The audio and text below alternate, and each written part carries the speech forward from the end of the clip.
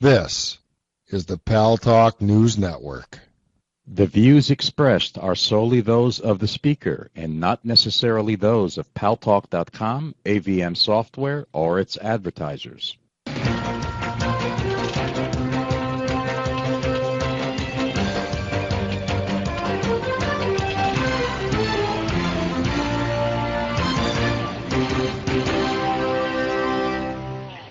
News Talk is online. News Talk Online is a production of Paltalk.com, the largest multimedia interactive program on the internet with more than 4 million unique users on demand on iTunes and on YouTube and on my blog, GaryBaumgarten.com, where you're encouraged to post your comments, whether you agree with yours truly or not. No retribution. And thanks to our good friends at CRN Digital Talk Radio, we're syndicated to an additional 12 million households. I am your host, Gary Baumgarten. I welcome you to the show, and I encourage you to read, check early and often, just like voting in Chicago, our news site, PaltalkNewsNetwork.com, for news that you may or may not see, hear, or read in the mainstream media, and it's a non-ideological look at things, so our contributors come from various differing points of view. So we have a very well-rounded outlook there offered on the world today. According to the Defense Department, more than 1,000 U.S. soldiers have died in Afghanistan, nearly 4,400 more in Iraq over the past 8 years. The number of civilian deaths may never really be known. The United States has a timetable, of course, for withdrawing from Iraq. It predates his president to the previous administration, and President Obama says that he wants to begin sending troops home from Afghanistan within the year, but as we all know, at the same time, he's sending more troops in. And after 3,000 plus days in Afghanistan, there are many who are questioning the objectives of the war, and even prior to that as well. Joining us now on News Talk Online on the Paltalk News Network to discuss the future of Afghanistan is Masha Hamilton. Hamilton worked as a foreign correspondent for the Associated Press for 5 years in the Middle East, where she covered the Intifada, the peace process, and the Israeli withdrawal from Lebanon. She spent 5 years in Moscow, where she was a correspondent for the Los Angeles Times, wrote a newspaper column, and reported for NBC Mutual Radio. She wrote about Kremlin politics as well as life for average Russians under both Gorbachev and Yeltsin during the coup and collapse of the old Soviet Union. She traveled to Afghanistan in 2004 to report on the changing situation for women in prison, child brides, war widows, and others. And she is a very accomplished novelist. And Masha Hamilton, welcome to News Talk Online on the Paltalk News Network. Thank you, Gary. Happy to have you here with us. So you heard my setup and perhaps some of my own subjective feelings have been reflected in the way I introduced you. There are many of us who are very frustrated about the policy in Afghanistan.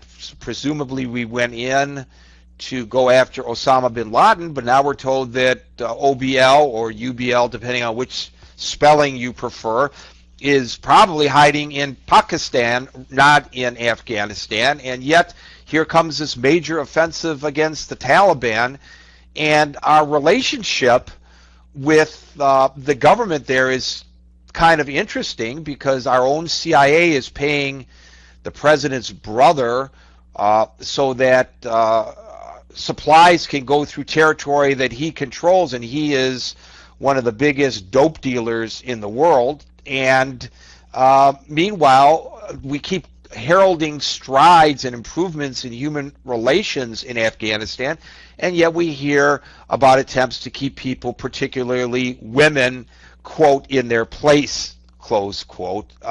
So it's very confusing to those of us who haven't been there. You have been in Afghanistan. Could you start perhaps by telling us, Masha Hamilton, why the situation is as complex as it is? Well, Gary, let me just start by saying that your bio was a little bit outdated. I was again in the country in 2008, November, when President Obama was elected. I was there for a few weeks. And earlier last year, actually, 2009, I founded the Afghan Women's Writing Project. This is a project which encourages women in Afghanistan to tell their stories. They work online with American women authors. Those are novelists, screenwriters, memoirists, poets, journalists who help them hone their work and get to their stories. And the best work is published online on a blog called the Afghan Women's Writing Project at www.awwproject.org. So to answer your question, why is it so complicated? I mean, you can look at some of these women's stories that they've been writing. Rather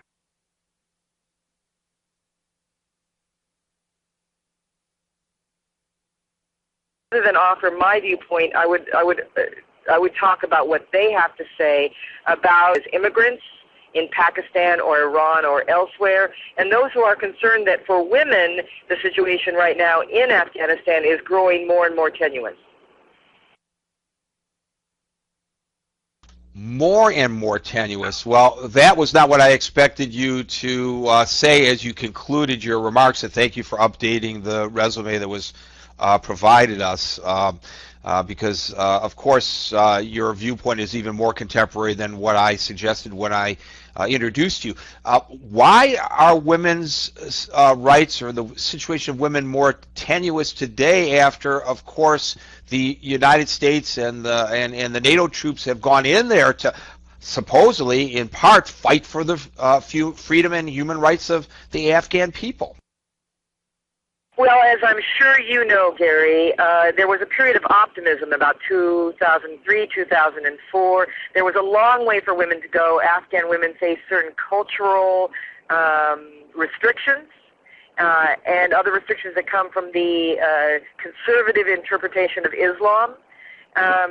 But there was a feeling that some of this was lifting. Women were being educated. Women were actually, in small numbers, taking part in the government. Were coming out of their homes to work. But now, as I'm sure you know, the Taliban holds the south of the country where they run an alternative government. They have a ring around Kabul, and they occasionally reach into Kabul to carry out various actions. President Karzai has spoken about the need to negotiate with the Taliban, with what he calls the moderate Taliban. And while that certainly may make sense in a political arena to these Afghan women, it doesn't really ring true. A moderate Taliban is still going to be a Taliban who embraces a limitation of their rights and ability to function in the world as free humans. So then educate me and my audience on this question, Masha Hamilton, and that is, in that case, based on what you have just reported to us, that the women of Afghanistan believe that anybody associated with the Taliban in that way of thinking is going to impede their attempts to have equal rights with men.